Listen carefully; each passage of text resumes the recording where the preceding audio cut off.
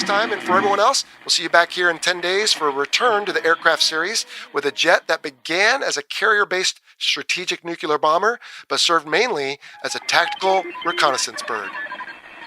That's right. This week on the Fighter Pilot Podcast, it's all about the North American A-5 Vigilante with a retired Navy pilot who flew over 100 reconnaissance missions over North Vietnam. And we're trying something new this week. Joining us as co-host is someone with no military aviation experience whatsoever. He's not a former guest on the show. He's one of you, a podcast listener. Welcome to the Fighter Pilot Podcast, the internet radio show that explores the fascinating world of air combat, the aircraft, the weapon systems, and most importantly, the people. Now, here is your host, retired U.S. Navy fighter pilot, Vincent Aiello. Hello, everyone. Welcome to the show. I am your host, Jell-O, and this is episode 63. We'll get to our interview on the Vigilante with retired U.S. Navy Captain Bob Jellison in just a bit. But first, let's meet our guest co-host. Now, as you regular listeners know, on recent episodes, we have brought back a previous guest to help us better understand the topic of the day. And when I put this by our Patreon supporters, they really liked the idea.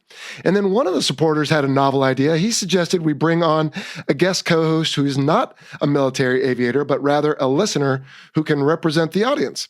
That seemed like an interesting idea, so let me introduce you to Fighter Pilot Podcast listener and Patreon supporter Andrew King from the Pacific Northwest. How's it going, Andy? Hey, Jell-O. How's it going? Thanks for having me on the show. Oh, you're welcome. It's great to have you here, and I think this should be a lot of fun. You're representing about 20,000 listeners or so no pressure. But for starters, why don't you tell us who you are and how you came to enjoy military aviation? Well, I'm Andy King. Hi. Well, right now I live in Seattle, and I'm one of the managers at a big music venue in Seattle called Numos. That takes up a lot of my time, and I'm also a professional drummer, and I play in a bunch of bands, which you'll hear some of one of the band's music at the end of the podcast, I believe. That's right. We'll play it as the outro song. Yep, that band is called Reader, and I play for Jacob James in a band called Trash Fire. And yeah, that keeps me busy. But as far as aviation goes, I've always loved aviation and aircraft, mainly the military side. And I have a long line of naval aviators in my family. My great uncle was a PBY Catalina pilot in World War II. And awesome. My uncle was mainly a helicopter guy, flew Sea Kings and Seahawks, H-3s and H-60s, and instructed fixed wing and rotary wing. Okay. So I spent a lot of time as a kid, like at Navy bases, and it was just the coolest thing to me. Like these high performance jets and these helicopters like landing on ships. Yeah. And then obviously you fan out, and I started getting into, I love everything military aviation. There's nothing cooler to me than a jet that can go faster than the speed of sound, pull like 7 to 9 Gs.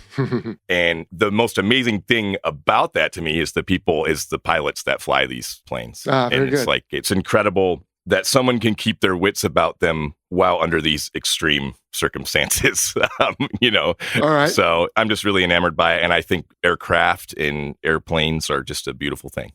Did you ever look into doing it yourself? Yeah, actually I have like 48 hours in little single engine planes, mainly. No, I mean like military aviation. Oh, military. Yeah, I did actually. I tried to join the warrant officer program in the Army. My eyesight got me. I wanted to fly Chinooks. I had this dream of flying Chinooks, and I went in and my eyesight got me, but I ended up enlisting anyway, and I ended up doing like 5 years in active duty and 1 year in the National Guard, and I was in the infantry. Got to do a lot of really cool things there, and no regrets. Really happy I did it. Really proud of what I did. I met some I can't tell you how many people I hear from who say, oh, I love the show. I wanted to fly, but I didn't have the eyes or didn't have color vision or something along those lines. So for sure, you are our target audience. So, but let me ask you this. I mean, the podcast is available for free, but you choose to support us on Patreon at the Mission Commander tier. Thank you very much. Why pay for something you can get for free?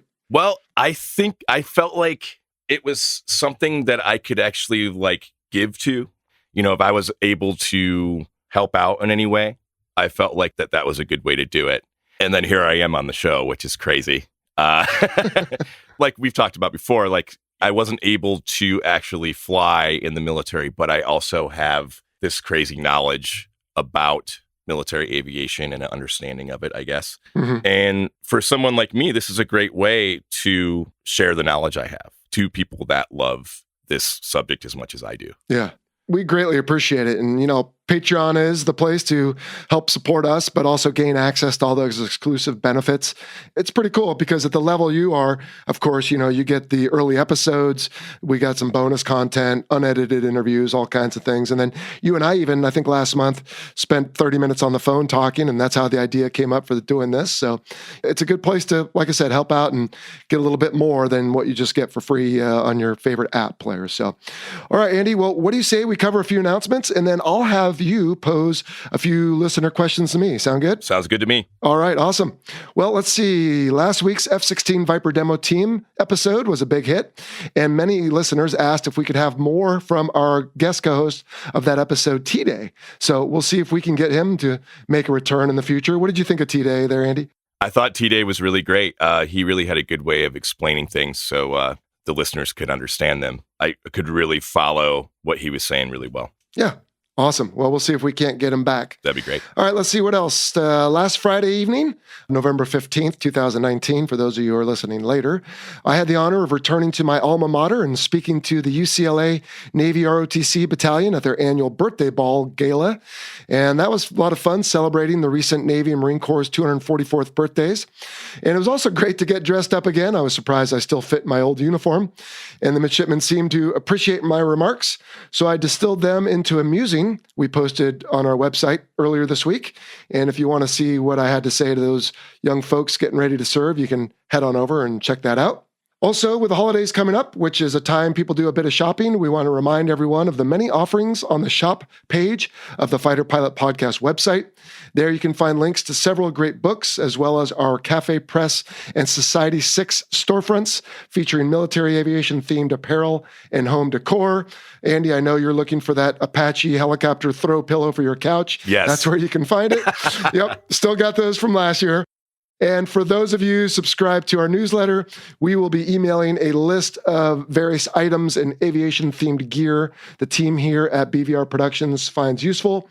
And so you might want to forward that list to someone shopping for you this holiday season, so you don't just get like another tie or something you don't really want.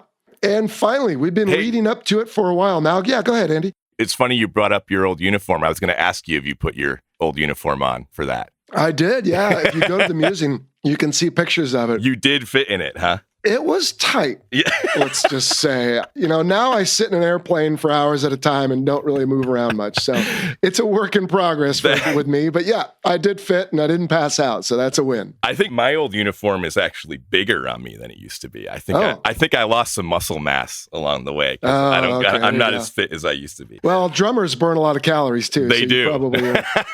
All right. Fair enough. All right, let's see. Last announcement. Let's see. We've been leading up to it for a while now. And because nothing says the holidays like a big old bomber, December will finally be Bomber Month. Every Monday from the 2nd to the 23rd, we will feature a different aircraft from the World War II era B-17 Flying Fortress to the cutting-edge B-2 Spirit. The shows will have a slightly different format, including a new song from our musician Jaime Lopez and a slightly different format for the actual content of the show. And it should be a lot of fun. So I'm really looking forward to Bomber Month. That's going to be great. I can't wait. Yeah. All right. Well, I understand you have a few listener questions there, Andy. So why don't you put them to me? And if my answer assumes too much understanding on the part of the listener, then you can keep me honest. Sound good? Sounds good to me.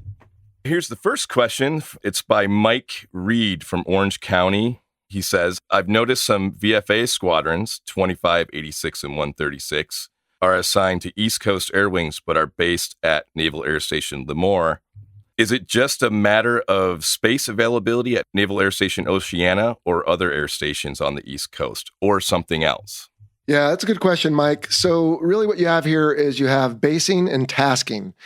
basing will be based on where a squadron already is, and that sounds foolish, but the point simply being that it's fairly expensive to move a squadron because you have to move all the families and everything else. And so if there's space available and the squadron's already there, then you want to leave them there, even if they are assigned to an air wing on the opposite coast, because they can get back and forth across the country and take care of their tasking without having to move the whole family, and there might not be room at the other base. The Prowlers did this forever. They were all based up at Whidbey, and I believe the Growlers are doing that now. There were F-14 squadrons back in the old days that would leave Miramar and go to the East Coast, and vice versa. So it's just a function of basing and tasking, and the tasking changes more often than the basing because air wings might stand down. There could be squadrons that are transitioning, so another squadron needs to fill in. There's always something happening, and so they will play a little shell game with squadrons, and it's not uncommon to be assigned to an air wing on the opposite coast. But I can see from the outside where it doesn't make a lot of sense. You might think, why not just use East Coast squadrons on the East Coast air wings and vice versa? But it's just a question of sometimes they're not always available, particularly lately when squadrons had been transitioning from the Hornet to the Super Hornet, and now with transitionings happening to the Joint Strike Fighter. What do you think of that, Andy? Does that make sense? That makes sense to me. It's kind of a complicated issue, I feel like, with all the new, like, especially the F-35 coming in. Don't they have to build up a lot of new, like, maintenance facilities and stuff at the bases as well? Oh, yeah. You have all the higher classification for the basic systems and everything on the F-35. You know, the air wings aren't all composed the same. In other words, no. My friend Grand, who's been on the show a couple of times, he's going to an air wing that will not have the F-35 yet, but other air wings will. And so, yeah, you got to move things around, and there's a lot of facility requirements that go along with the F-35 as well. Good point. And also, those airplanes can get to where they need to go, you know? Yeah, that's true. They can get just about anywhere, and things are pretty busy right now, too. So everything's always moving. Yep. You ready for the next question? Hit me. All right. This is from James Menzies, a former U.S. Coast Guard quartermaster. Oh, all right. And his question is, Jell-O, I know you like the P-51 and the P-38, but seeing how you're ex-Navy, which would you prefer to fly, the F4U Corsair or the F6F Hellcat, and why? This is a great question. It is a great question, and he's really holding me to task as my fellow Navy peers ought to be, because, yeah, my two previous answers way back on an early episode were the Mustang and the Lightning, and I do love those airplanes. My brothers and I were kids building models. That's what we built. And to answer the quartermaster's question, I would say the F4U Corsair for the same reason. When we were kids, we just loved the iconic shape of the Corsair. I just know more about that aircraft than I do the Hellcat. Plus, you remember that show, Baa Black Sheep, that was on TV for the longest time? Yeah. That was a great show. And so we used to watch that. And it was always funny because we could pick out, you know, we lived in Southern California, so we could pick out all the Southern California hills. And then once in a while, you'd see the Corsair flying by, and in the background was a giant contrail from some airliner that was, you know, there when they were filming, but not in the 1940s. Yes. But anyway, yeah, to your question, James, I would say the F4U Corsair. I know more about it. I know the Hellcat is also iconic for its own reasons. I just don't know as much about the Hellcat as I do the Corsair. And I'm sure some people are hearing the record screech when I say that. Right. And as a Navy guy, I probably should, but I just don't. And there's just not enough time in the day now, especially with this podcast. But I could always get smart on it later, maybe. But right now, I'm not that aware. I love both airplanes. Supposedly, I've never flown either one of them, but they both have a lot of power. You know, I think they would both be fun to fly. But the F4U Corsair is my girlfriend's favorite warbird. So you have to go with that for that reason? I have to say the F4U Corsair. Very good. There. It's out there. So you guys have a museum up where you live. Is there one of those in the museum? Oh, yeah. We have the Flying Heritage Museum in Everett. And then we have the Museum of Flight, which is right on Boeing Field in Seattle. Oh, cool. There's a Corsair at the Museum of Flight, and there's a fully functioning flying Corsair at the Flying Heritage Museum. Oh, wow. That would be amazing. Yeah, it's really cool to see those things still flying. I mean, there's a bunch of them flying. I don't know the exact number, but there's still a lot of Corsairs flying. There's still Hellcats flying, too. Cool. All right. Next question is Lance from Townsville, Australia. And he asks, do you think strategically the U.S. Navy is weaker due to its insistence on using the Hornet platform for multiple roles? I understand from a fiscal point of view that it makes sense with less complications and efficient maintenance. But I feel it's left exposed somewhat after the retirement of the Tomcat. I know the Soviet threat has waned, but there is still a need for a fleet defense platform, which no variation of the Hornet can fulfill.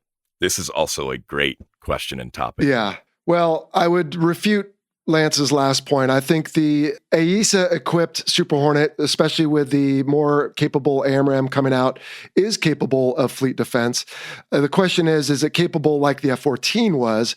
No, it does not have the range of the Phoenix, but that threat, I would argue, doesn't exist, at least in the numbers that it did for the Soviet era in the Cold War. So it's a good question, Lance. I think that I have some faith in naval planners that based on a sufficient enough or significant enough threat that we will field the proper weapons to deal with them. And so the fact that we don't have anything suggests to me that that's not as big a threat these days as it was during the Cold War. But to your point, I mean, yes, it's a trade-off, as we've always said on this show. Everything's a trade-off. Mm-hmm. The fact that we have mostly F-18 platforms, whether it's the Hornet, Super Hornet, or Growler, is a cost savings. It's logistically simpler. It's easier for training. But do we give something up? Sure. But if we had different aircraft, like we will soon with the F-35, well, then we will also have all the different costs and challenges that go with that. And even something as simple as multiple parts and aircraft engines that need to be carried by the aircraft carrier when we deploy. It is a trade-off, and I feel like the advanced, especially with the Block 3 coming to the Super Hornets, I feel like we have the capability to properly defend as part of the overall weapon system. And by that, I mean other ships, other systems that can defend the carrier strike group.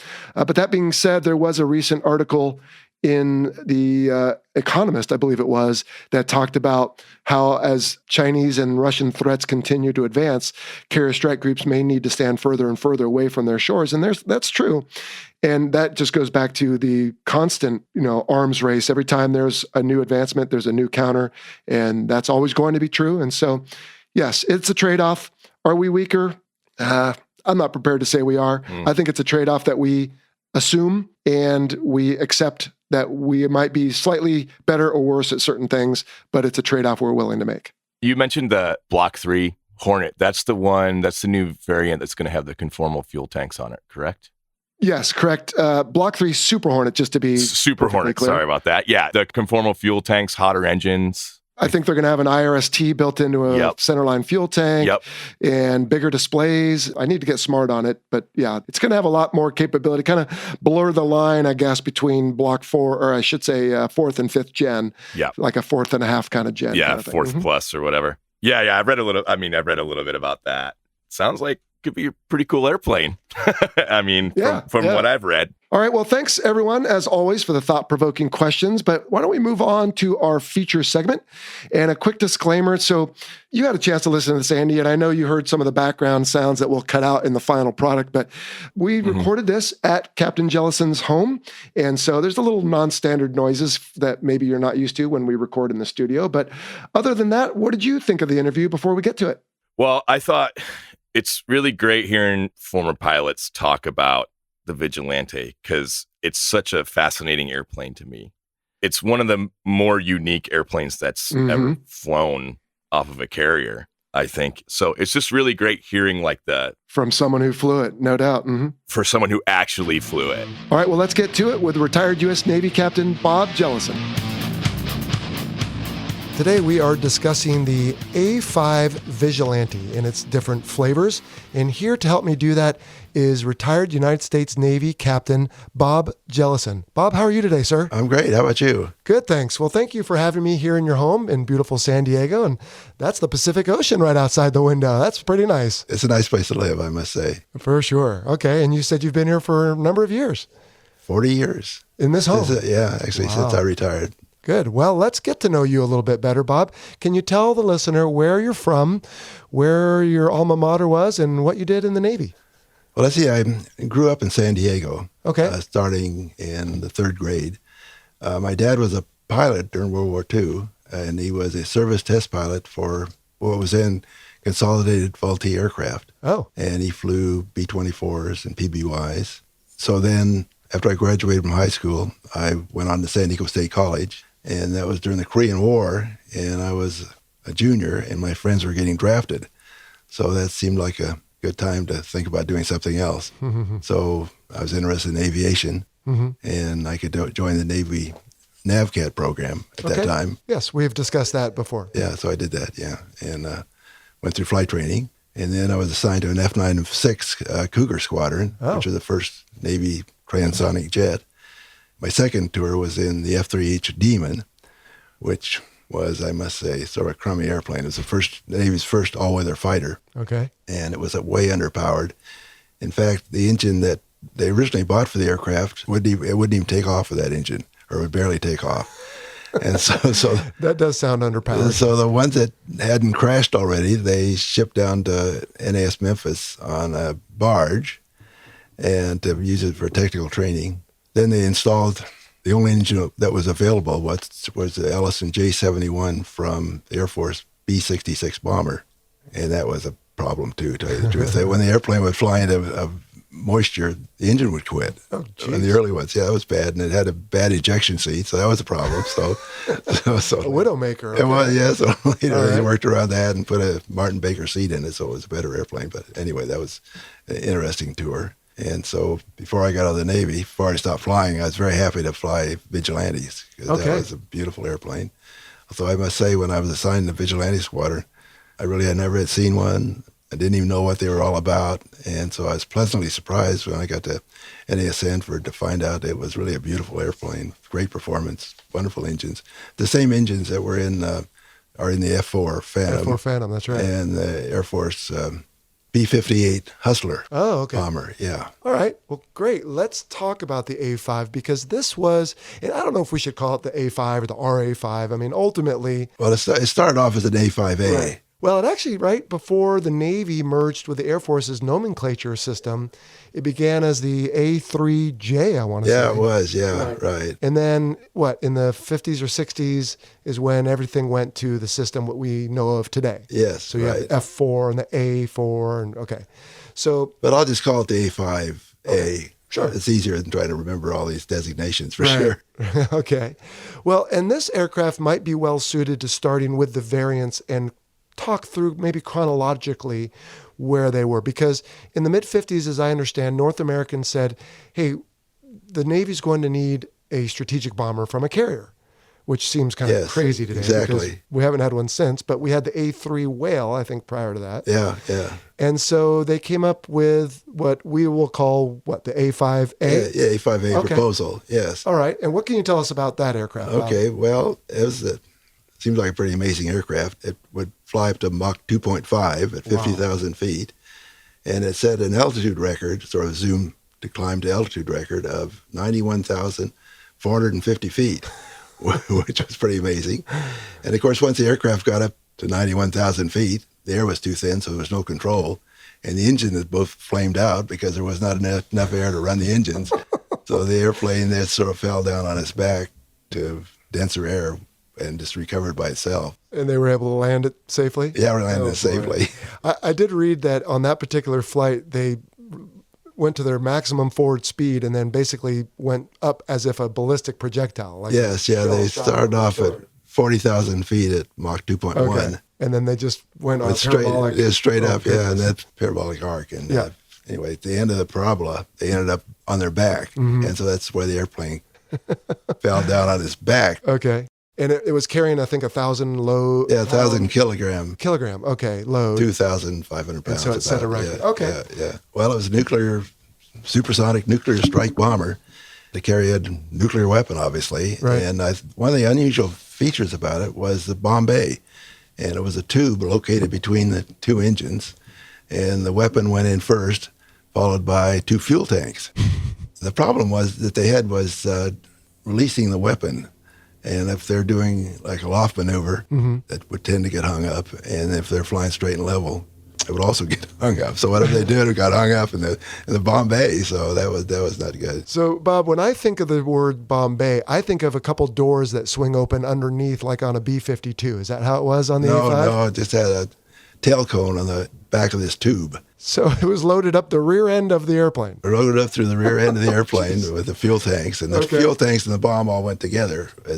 Obviously the fuel tanks were in the last, so they had to go first. And of course, like I said, it was high speed, high altitude. Mm-hmm. The downside was that as the Russians developed better air defenses, flying in at any altitude was not a good idea. So the Defense Department decided to switch to ballistic missiles instead of the aircraft, and so they canceled the Air Force's B-58 and the A-5A. Right.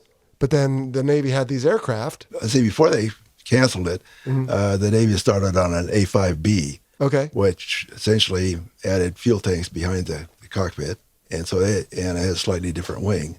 Is that what gives it that distinctive hump? Yeah, so it had that RA-5C hump. Right. So obviously it had all these very expensive aircraft that were not very useful. The Navy at the same time decided that they did have the requirement for a reconnaissance platform that was better than the RF-8.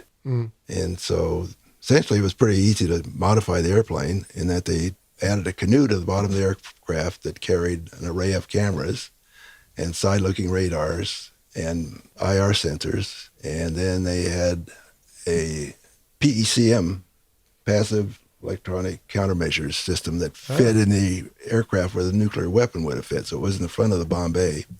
And it could detect emitters, locate them, provide the latitude and longitude, and record all that on tape. The downside was it was heavy. And so lots of times we seemed to use it at night. And at night with that PECM system included, the aircraft was just about at max landing weight when you landed with minimum fuel, emergency fuel. So you sort of had one pass to make it on board, or you cheated a little bit and had enough fuel to make it around again. But all the pilots in the squadrons were lieutenant commanders or commanders, so they're all second tour pilots, which made it a little better because people didn't boulder ever. These were experienced pilots flying because this was a difficult airplane to land on the carrier. Yeah.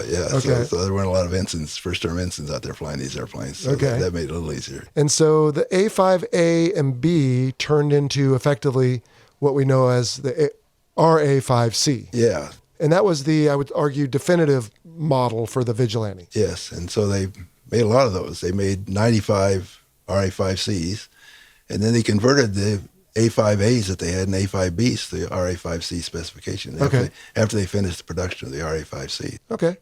So what began life as a strategic nuclear bomber found a career, if you will, in reconnaissance. Yes, and it was a very capable reconnaissance platform, I must say. So all right, great.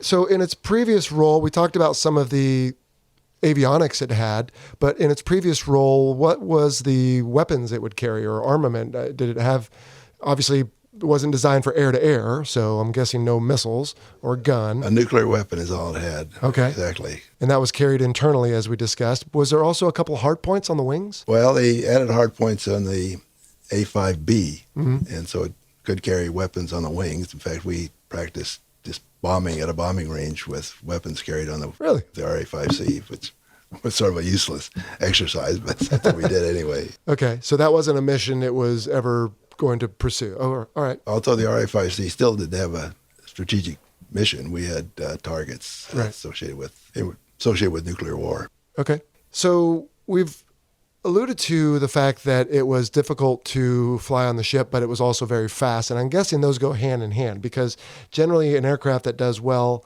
at high speed sometimes have difficulty slowing down.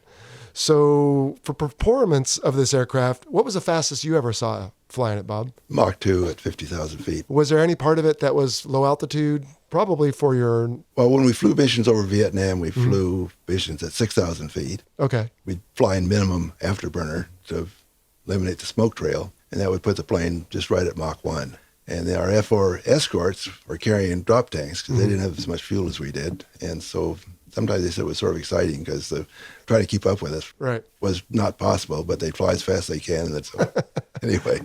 Okay. So it had no trouble going fast. No trouble. What was it like when you brought it back to the ship trying to go slow? Well, I'll tell you what it had. It had an amazing auto throttle. Okay. Not too familiar with newer auto throttles, but in this case, it had sensors, gyroscopes in the tail section of the aircraft. And of course, it had an airspeed sensor. And so it would maintain its airspeed. And if you wanted to climb a little bit, you just pull back on the stick, and the airspeed would continue the same. And you could hear the engines spool up. And if you were a little high on glide path, you push the stick forward a little bit, and the engines would spool down. So essentially, you flew the airplane without the throttle, using the stick as a throttle. So, and I must say that made it doable at night. Yeah. Yeah, so we appreciated this. Was it pretty cocked up on landing too, a pretty high angle of attack? Probably not, no. Not too bad? Really, no. Okay. I think the initial A5As did not have blown flaps. Right. And so they did have problems landing the A5A. Okay. It was sort of hairy. Describe again real quickly, if you could, blown flaps, as far as it's a high lift device, right? Yeah, blown flaps, they direct high pressure air over the flap to keep the air from separating from the flap. So Right. it makes the wing much more efficient. It's kind of crazy because it's air that's already internal to the aircraft. It's coming off the engines, and we're introducing it out into the airstream for aerodynamic reasons. And it makes a big difference on the... Yeah, it makes a difference, yes. As I recall, F8Fs or F8 Crusaders, the newer models had that same addition and made it a lot easier to land, yeah. We did have an episode on that with a guest who talked about the blown flaps. So just in case anyone listens to these out of order. Okay. And so do you recall what your approach speed was coming aboard the ship? It was around 150 knots or so, Wow. 155. Okay, which is about 170 miles per hour. Yeah, it was fast. Okay. But like I said, it was doable because, for me anyway, the auto throttle made the difference. Right. Tell you what, another thing about the Vigilante that was really unusual was control systems for roll. And so instead of ailerons, it had what they called spoiler deflectors. And so it was a slot in the wing, and hinged at the front of the slot was a spoiler, and also using speed brake. Right. The bottom of the wing, a deflector came down in that same slot, which was hinged at the back. One thing people have commented about that I really never was concerned about was that when the aircraft rolled, it didn't roll around an axis that went through the body. It rolled around the opposite wing. So if you're rolling right, the center roll was somewhere on the opposite wing, so the fuselage would go down.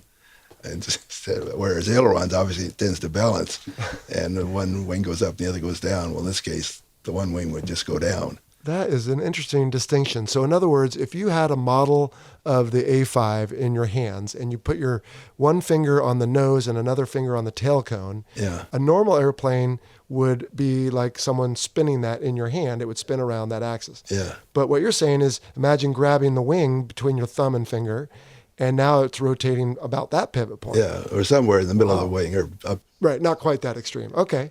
And was that problematic during, say, carrier landings, or just you had to get used to it? Making a carrier landing, you're not rolling very much anyway.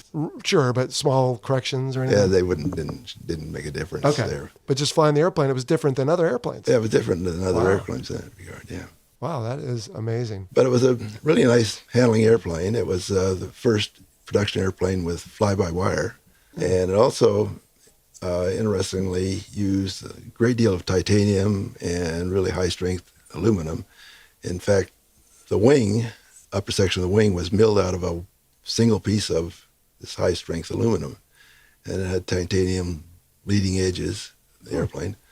In fact, as I recall, when we were going through training, somebody ran into a fuel truck, and it sort of just cut the cabin off the fuel truck and really didn't hurt the Vigilante wing at all. So I thought that was pretty amazing anyway, yeah. Built pretty tough, huh? Yeah, it was far hard, yeah. And as far as the landing on the carrier goes, a pretty large aircraft, right? So not a lot of room left and right. Plus you're going very fast. And back then, was this operated on all carriers or just certain ones? Just on the big decks, which was nice. And I guess previously I'd flown off Essex-class carriers, so it was really a treat flying off the Kitty Hawk. So that made it a relatively long runway, huh? I guess the downside for the Vigilante, as far as the ship was concerned, was that it took up a lot of deck space. Right. And it took a whole array of parts that were unique to the Vigilante, and it had a lot of mechanics. So we had squadron size. Personnel was about the same as a 12-plane F4 squadron, and we just had started off with 6 Vigilantes, and then it dropped down to 5, and then because it had a specialized mission. Yeah, and so oftentimes when we were out on the line in Vietnam, we'd fly one plane ashore at QB Point and keep it there for 10 days or so. And it worked out pretty good for the pilots. I'm sure. You get it, yeah. Would they do missions from ashore? No, just stay there and relax and get suntanned, yeah. Now, going back to the flight controls, what was interesting about the tail that I read is that it didn't have traditional elevators and rudders. Is that right? Yeah, it had just one-piece vertical stabilizer and one-piece horizontal stabilizers.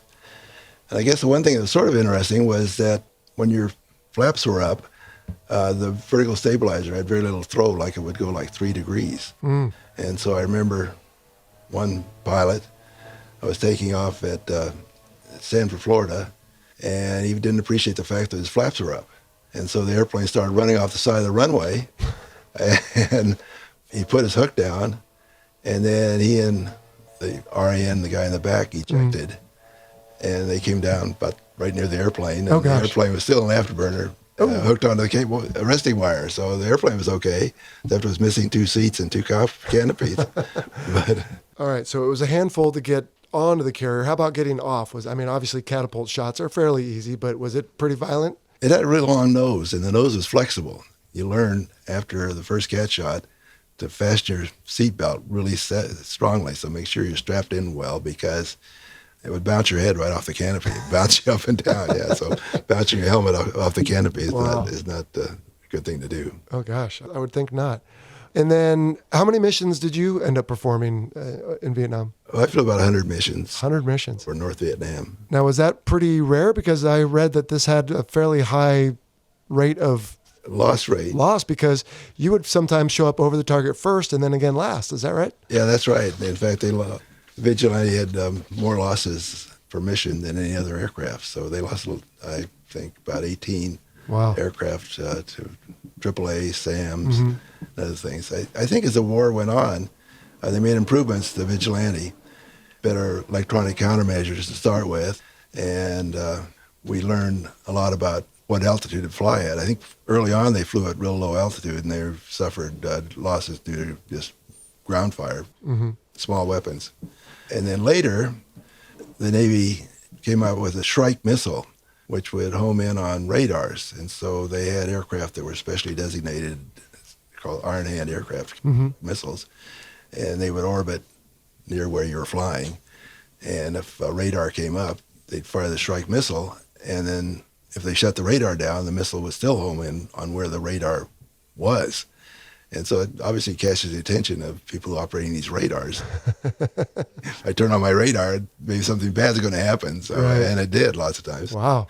And in fact, these Shrike missiles, I know at one time that homed in on a Marine radar station in South Vietnam. That was oops. And another time it homed in on a destroyer. And interestingly, exploded over the destroyer and totally wiped out the destroyer's capability to do anything. Wow. Well, the destroyer had a lot of cables running on top of the deck, and it severed those cables, and so it couldn't communicate. The radar didn't work, so all I could do was steer and go home, I guess. So an inadvertent, not optimal mission test to prove how good this that was a good missile, that's right, yeah. Well, let's see. You talked about the fly-by-wire. Did it also have a heads-up display? It had maybe the first heads-up display, too. Okay. Was that useful for the carrier? But I'll tell you what it had, which was, I thought, sort of interesting. It had a one-piece acrylic windscreen. Oh. And so it just curved. Instead of, like most airplanes, they've got braces in the windscreen, and the front's flat and around. Instead, this was just one piece acrylic. And air would blow over, when your flaps are down, would blow over the windscreen. That would get rid of moisture on the windscreen. Oh, okay. Like bleed air was used? Bleed air to, eliminating problems with rain. So that made it nice. How was cockpit visibility for the pilot? We'll talk about the backseater in a moment. Well, it was fine for the pilot. It was a nice airplane, big cockpit, and it was really nice. Plus, you weren't dogfighting, so it wasn't. Occasionally, I'd dogfight with an F4 or something. Oh, yeah? You guys would go swirl around? Yeah, well, at low altitude, you could do okay, but at high altitude, forget it. How many G's could it pull? That was a problem. Sort of like 3.5 or 4 G's, depending on your fuel weight. So, all right. Yeah. But could it go up in the vertical? And No. If I wanted to go vertical, forget it. He was always right. Yeah.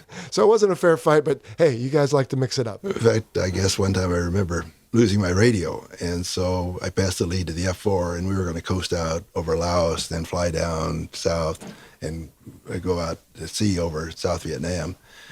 So we were flying along the clouds, and I was flying wing on him, and I couldn't hear what he was saying to the ground control, but apparently he told him to climb. So he lit his afterburner. Well, as you can imagine, that was the last I saw of him. The Vigilante wasn't going to climb with his F4 and afterburner at high altitude. Huh. We could go fast, but climbing wasn't our strong suit.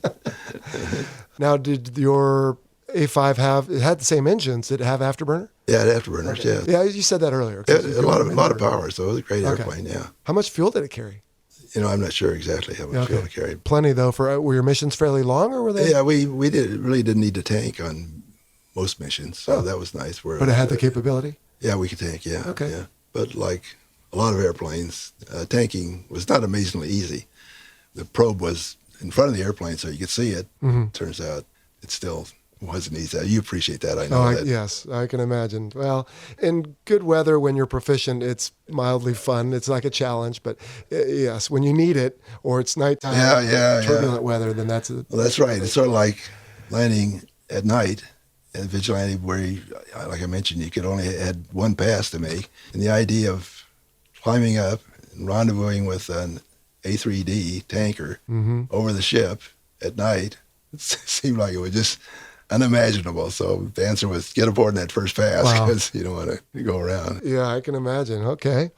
All right. And then tell me about the backseater. I believe it's called a bombardier navigator, like an A6 in the A5A and B. Yeah, it was. That's right. They changed the name in the RA5C. Yeah, Reconnaissance Attack Navigator. Reconnaissance Attack Navigator. And what was that person's duties? Well, he had to run the cameras, and there were a number of cameras to run, and he had a optical scope that he could look out through the bottom of the aircraft. It had a small dome on the bottom of the aircraft near the front of the aircraft.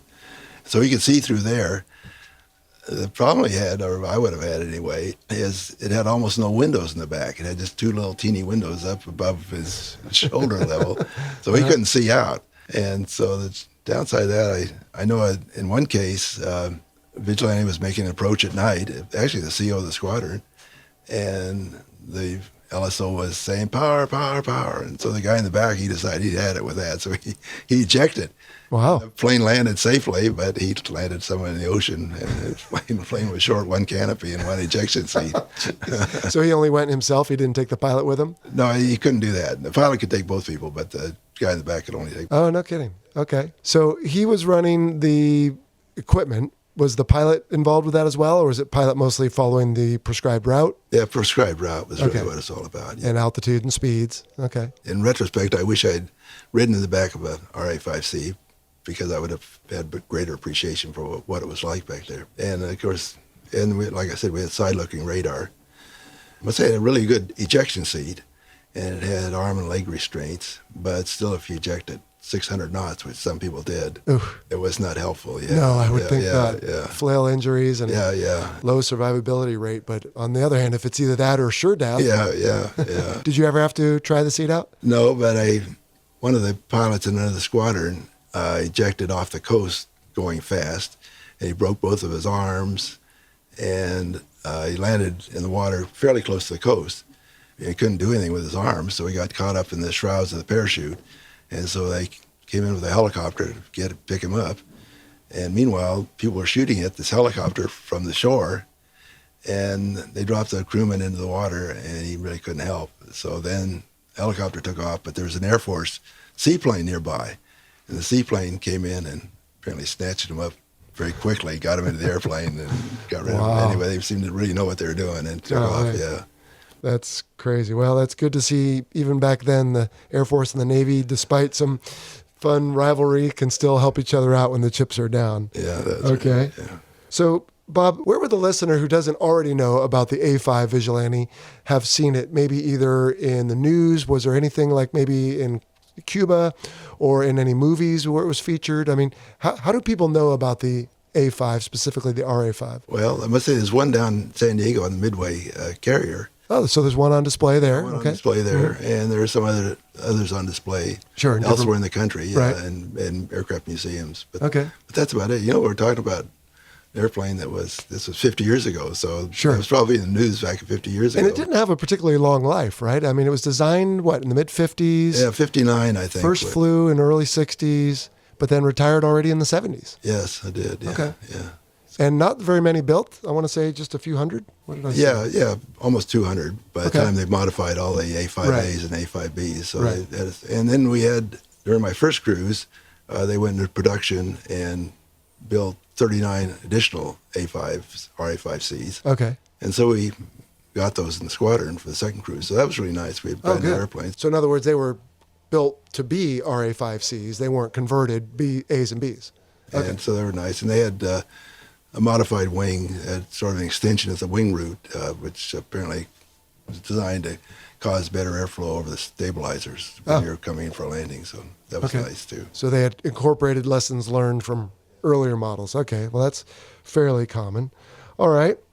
Let's see. I have some listener questions I'd like to pose to you. I didn't tell you I was going to do this, Bob, but they should be fairly easy. One from David Fine. He said he wants to know about flying this beautiful aircraft aboard the ship, which we've already talked about. But then he goes on to say, I heard the crew sat way out over the water. I assume he means in front of the wheel, but when they taxi you on the flight deck, sometimes you end up over the water. I wonder what that was like. So did you have any? Yeah, it first got your attention the first time you did it when you were looking way back at the flight director, right, as taxiing you forward. And because, like I said, he probably noticed that you're looking straight down at the water if you look down. So that was, I guess, interesting. Sure.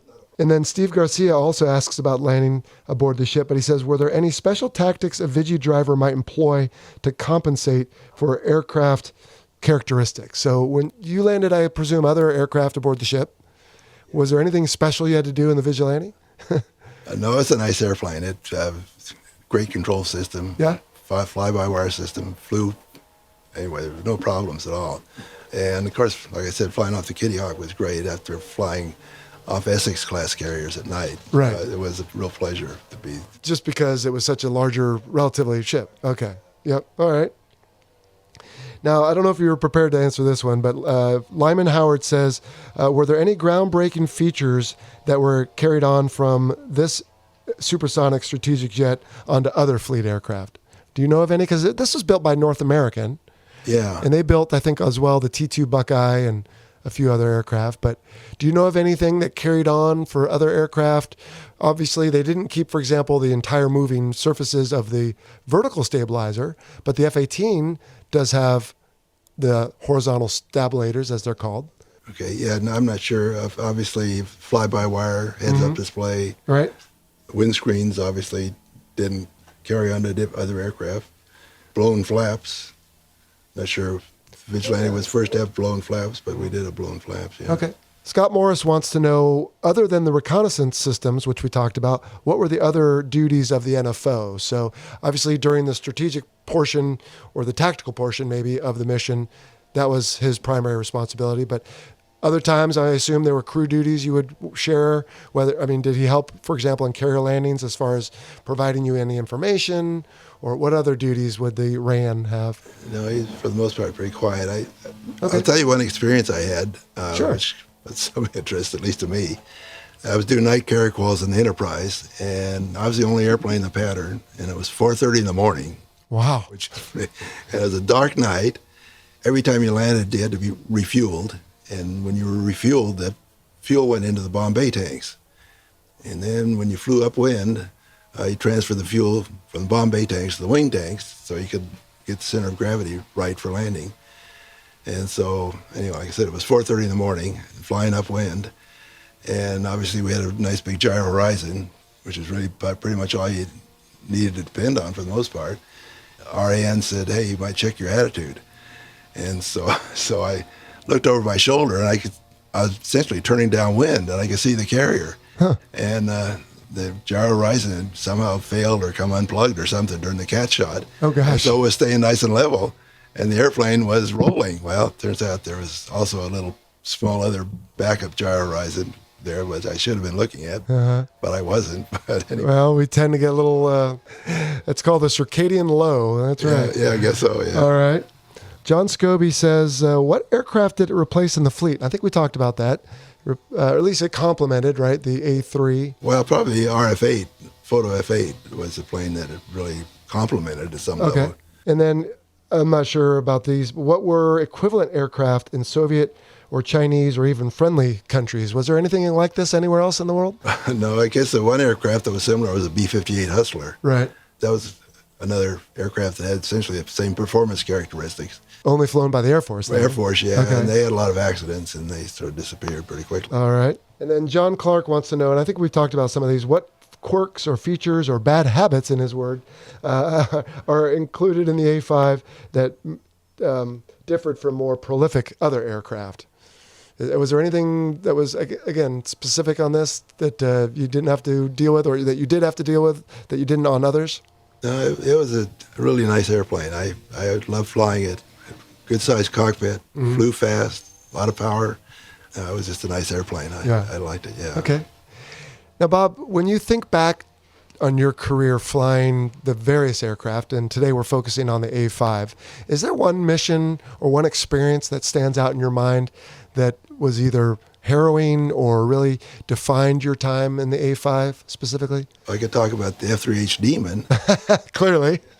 We may have to come back for that one. But the A-5, no, the missions were all pretty straightforward. As you mentioned, doing bomb damage assessment wasn't the favorite mission because the bombers would come in and they sort of knew the RA-5C was going to be coming over. Right. On the cruise, we lost one aircraft to AAA in my squadron, and another aircraft, I was flying over a little island in the Gulf called Tiger Island at low altitude, and they shot some holes in his wing. Well, I guess the interesting part was he was taking pictures as he went across the island, and so it recorded on the film how high he was and how fast he was going. So he was like, I don't know, 100 feet going 600 and some knots. Wow.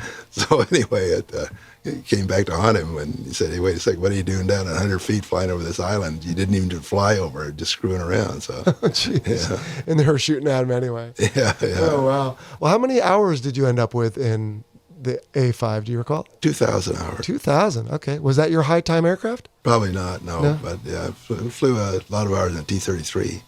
Okay. Yeah, training aircraft. And it sounds to me, I'm getting the feeling that it did what it was told to do. You enjoyed flying it. It was an easy aircraft and not a lot of drama. Okay. They had a good simulator, so before you start flying it, there was a nice simulator to give you an idea what it was going to be like. Did they have a two-seat version, or the first time you jumped? Just a one-seat version. Okay. But, well, for pilot, I mean. Yeah, they might have had They're all two-seaters, but no. Might have had a version for the guy in the back, but I'm not sure if they did or not. Sure. Yeah. And so the first time you flew it for real, you were effectively... They had a good idea what it was going to be all about. Sure. Yeah. Mm-hmm. Unlike some other aircraft, I remember going through instrument training flying a TA-4, and I was in the back, and the first thing you did was make a instrument takeoff. Right. And found myself looking around to see if I could figure out where the airspeed indicator was and the altitude indicator was. So anyway, this was better than that. Yeah. Well, good. All right, Bob. Well, thanks for taking the time today. This has been a lot of fun learning about the A-5. I did not know very much about it. It preceded my time in the service. And to your point, there are a couple on display, but otherwise it's a fairly not well-known aircraft. It just quietly did its duty and disappeared. Yeah. Almost, no. Yeah. I must say just one last comment about the A-5. You know about performance of more modern aircraft than I do, but I wonder how many airplanes that are in operational service today can fly at Mach 2.5 at 50,000 feet. And the answer is... Not very many, especially not operating from an aircraft carrier. Yeah, that's right. Yeah, exactly. Yeah. I suppose you could have a philosophical discussion on whether it's required, because if you have that capability, well, what are you giving up? And we've discussed that before on this show, but it was designed to go very fast and deliver a nuclear warhead, right? So that's exactly it, They wanted to give the pilots some chance of getting out of there, and when that mission went away, they still found use for it. So it still served admirably. So good. All right, Bob. Well, I appreciate you taking the time. There's one final question we always ask on the show, but I have to ask a preceding question because I just don't know. Do you have a call sign? Did you do that back in your time? No, that was before my time, or after my time. Yeah, everybody had a call sign. So you just went by Bob? Well, just went by the side number in the aircraft, probably. Oh, when you were flying. Okay, or sometimes you had a different tactical call sign, perhaps, but just the side number around the ship generally. Yeah, the squadron had a tactical, a call sign for sure. Yeah. Well, thanks a lot for your time today. I really enjoyed learning about the A-5. Okay, you're great, Vincent. Thank you. Appreciate the whole thing. All right, sweet. Big thanks again to retired U.S. Navy Captain Bob Jellison, with no call sign, for taking the time to help us better understand the North American A-5 Vigilante. Man, what a plane and what a mission, what it was designed to do and what it ended up doing. What did you think of that, Andy? Just incredible. Like, it's just such an incredible airplane. I mean, Mach 2 flying off of a carrier. Mach 2 plus. Mach 2 plus. Yeah. I love it that he did touch upon the fact that a lot of the pilots that flew him were more experienced pilots. Right. I believe mainly because of the way that the plane handled around the boat. They landed heavy. And fast, higher approach speed. But it's really cool that the things that they designed into the airplane to help with that, the auto throttle, the blown flaps, which give it a little bit more lift. Just a cool airplane. And then they had the J-79 engines in them, which is one of the most iconic fighter jet engines ever designed. I mean, no doubt. I do think it's ironic and funny that a plane with this much high performance was bad at climbing. Well, except for that one time when they did the test to see how high they could get and flopped over on their backs. And that was crazy story. Yeah. Oh, I know. What was it? Like 91,000 feet? Yeah, something like that. It was way up there. And then, of course, they came quietly down for a few minutes before they got into thicker air. That's when men were men, and that's a crazy story. I can't imagine just being that high and the plane just stops flying on you. But to your point, I think in the original mission, they would have had time to get up high enough in the nuclear strike. And then what it was used for, of course, lower was better anyway. And I mean, going over the target first, I'm okay with that. But then, they stir up the hornet's nest, and guess who's the last one to come through? That's crazy. But they had to get the pictures. They did. And funny fact I read about that was, so the canoe, they called it, the sensor camera pod in the belly. If you look at a photo of RA5C, there's like this kind of bulge in the belly, and that's where all the sensors are and cameras. That pod, one of the cameras could actually take a photo of a tennis ball at 20,000 feet. Wow. So think about, 1950s, 1960s technology, and it could do that. But they're tasking the big Air Force and big Navy would task them to fly at low levels for like specific, like I think bomb damage assessment and stuff. Right. So they maybe really didn't need to do that, but for some reason they were tasked for that, which was interesting. And they took a lot of hits. They took a lot of losses. Oh yeah. Yeah. Bob mentioned that. But obviously, you're going through first and they don't know you're coming and they're flying it. Yeah. He was saying min burner and Mach 1. That's pretty impressive. Yep. Yeah. A lot of our listeners probably understand, but flying Mach 1 down low, not a lot of airplanes can do it. Not only that, but it can be very bouncy with unsettled air in areas like Vietnam. Oh, yeah. Where you've got the mountains and valleys and different temperature air. So, yeah, that can be a little bit harrowing as well. But to your point, our SR-71 guest, Brian Shull, said the same thing as far as being able to read a name tag, in his case, way up at 80,000. Yep. And also that it wasn't like, remember, Stretch said, hey, a brand new pilot just fresh out of flight school is flying the F-22 Raptor. But for the Blackbird and the Vigilante, to your point, it was the more senior pilots. And I think part of that, to your point, was the approach speeds getting on and off the carrier, which I don't know that anything has been quite as difficult as that before or since. Well, funny story regarding that. One of my cousins, I think he was on the Nimitz, like back in the 60s or 70s. And he was telling me whenever a Vigilante landed on the deck, if you were below the deck, you definitely knew it was a Vigilante because they would hit so hard. Yeah. Yeah. I remember him. He told me that when I was a kid. I remember that. Yeah. You obviously have a love for this aircraft because I remember an email from you. I think this is when we first corresponded. Back in July of 2019, I think you said, hey, love the show. Any chance of an A-5 Vigilante episode? And I had just come home from Bob's house that day. I said, funny you should ask. I just got back. So, yeah. I think you emailed me like with a lot of exclamation points. Like, I just did the interview, like, I just got done doing that. That's right. Like, great. Yeah, here it is, though. It took us a little while to get to it, but it's been on Patreon ever since, the unedited version.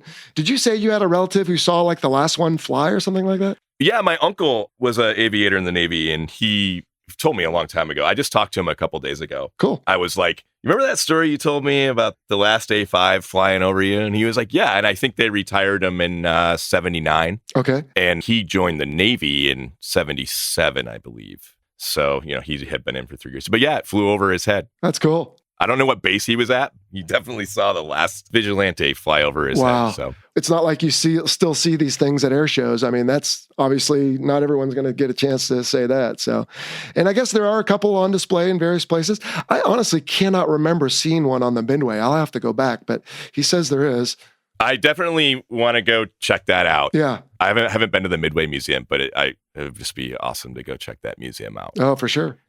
All right. Well, golly, we can wrap this up unless you got anything else on the Vigi there, Andy. I do. Yeah. So just kind of not really a side note, but just doing some research, the RAN, the backseaters. Yeah, that's right. In the Vigilante, I could talk for, I'm not going to, but I could talk for probably 3 hours. Wow. About the pod, the sensors, the cameras, and the job that those guys did in the back seat. I mean, that's basically the reason the Vigilante was there. That's right. There was some amazing stories of like a good Vigilante pilot when they were flying over a target to take photos. There was a light that would illuminate in the cockpit when the RAN was actually taking the photos. Okay. So a good pilot would be able to jink in between when the photos were taken.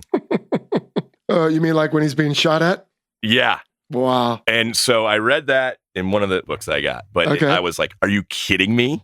Like the really, really experienced pilots could do that. There's also a story of a Vigilante. You can look, it's online. There's a photo that a Vigilante took of an SA-2 missile in flight below it. Wow. Like it's a very detailed photo. And it's like they had the booster stage and then a sustainment engine stage. And it's so you can see it. It's like the sustainment stage of the SA-2. It wasn't being fired at them, was it? I believe it was. Oh, yeah. jeez. But it was a total accident. But it's unbelievable. Wow. The stuff that they did. I could go on and on. There's some crazy stories about the deck handling, the bridle system, them going over the shuttle. And then one of the hardest things was getting the plane positioned on the shuttle because they had to push the wheel over the shuttle. And if it slid off to the side, they would have to do some work to get it back straight because of the old bridle system. Mm-hmm. That's the same thing the A4 had. Yeah. They weren't using the launch bar That's system right. like they do now. Yeah.